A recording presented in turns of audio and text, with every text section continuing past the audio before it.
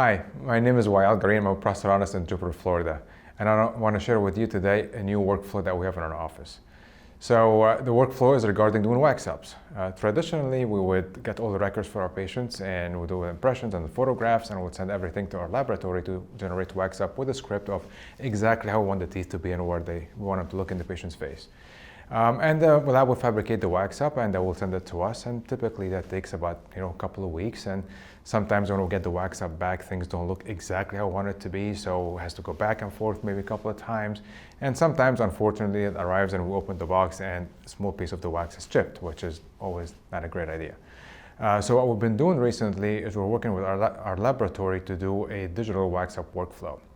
So we still gather all the records that we need, the photographs, and we do intraoral scans and send it to the lab with the specifics on how we want the teeth to be designed for the facial aesthetics of the patient. And the lab will send us an approval of a screenshot of where the initial wax up is, so we can approve it, and or we can make some changes at that point. And once we get exactly what we want, that will send us an STL file at the end. And that STL file, we actually get to print it in-house using the sprint rate printer that we have. And from that wax up, the print wax up that we have, we can generate our matrix that we can use for mock-ups or for provisionals.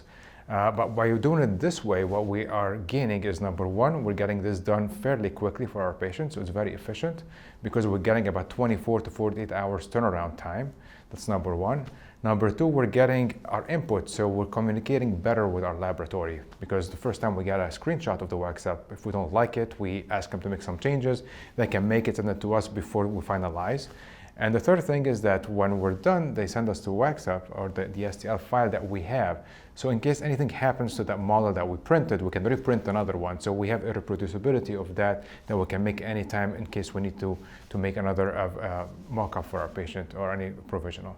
And that is my tip for today.